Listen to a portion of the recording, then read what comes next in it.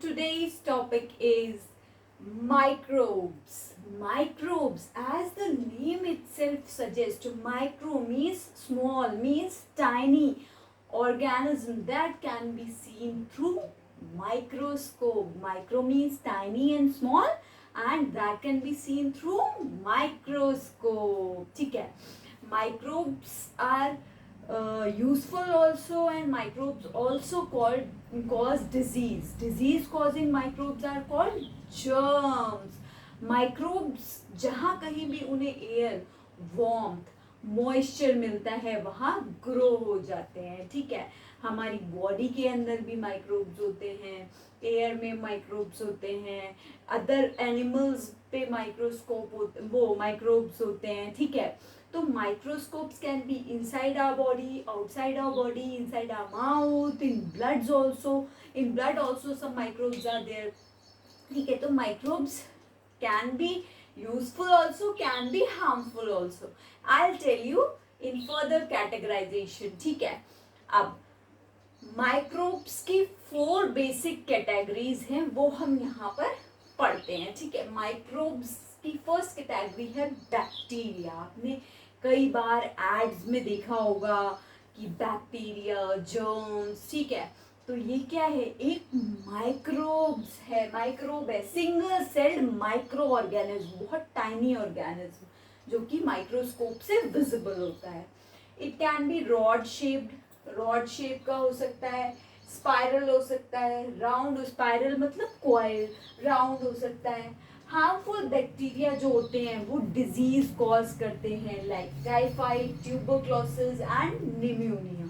ठीक है, तो harmful bacteria disease causing bacteria होते हैं. Now viruses, corona virus, that was a microbe. ठीक है, नाउ स्मॉलर देन बैक्टीरिया, ये बैक्टीरिया से भी स्मॉलर होता है and can be seen only through a powerful microscope, और एक बहुत ही पावरफुल माइक्रोस्कोप से विजिबल होता है.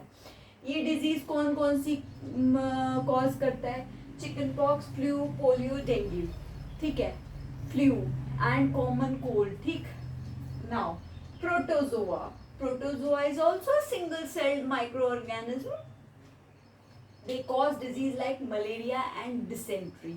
आपको ये टेबुलर फॉर्म में बहुत ही स्पेसिफाइड वे में चारों माइक्रोब्स के बारे में बहुत मुश्किल से मिलेगा, आप लोग ये नोट डाउन कर सकते हैं. ठीक है, नाउ फंगाई. फंगी कहते नहीं है, ब्रेड पे कई बार देखते हैं, अरे इस पे तो फंगस लग गई. What is that? Fungus, fungi. Fungi क्या है, ये डिकेइंग मैटर, सड़े हुए मैटर जो डेड प्लांट्स एंड एनिमल्स उस पे ग्रो करती है, और ये क्या कॉज करती है, स्किन डिजीज, रिंग वॉर्म जो होता है, दाद कहते हैं, वो फंगी से ही कॉज होता है. Now some fungi called yeast. Yeast जो होता है कई बार फूड में भी, देखो ये यूजफुल भी है और हार्मफुल भी है.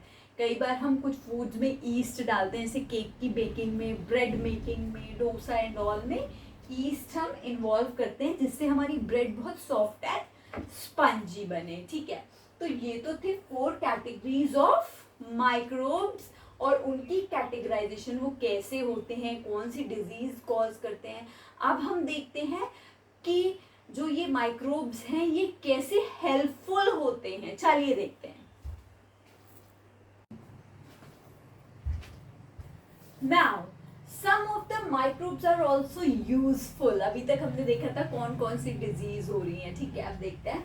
Some bacteria change milk into curd. Curdling का जो प्रोसेस होता है वो बैक्टीरिया की हेल्प से ही पॉसिबल हो पाता है. ठीक है, produce vitamin in our body. हमारी बॉडी में कुछ विटामिन भी प्रोड्यूस करते हैं bacteria.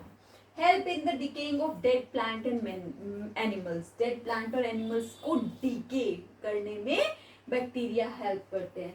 Help in digestion of roughage in animals. Digestion of roughage in animals is helped by bacteria.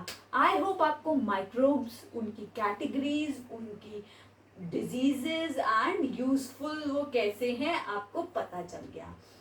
Keep watching my series. Bye bye. Happy learning.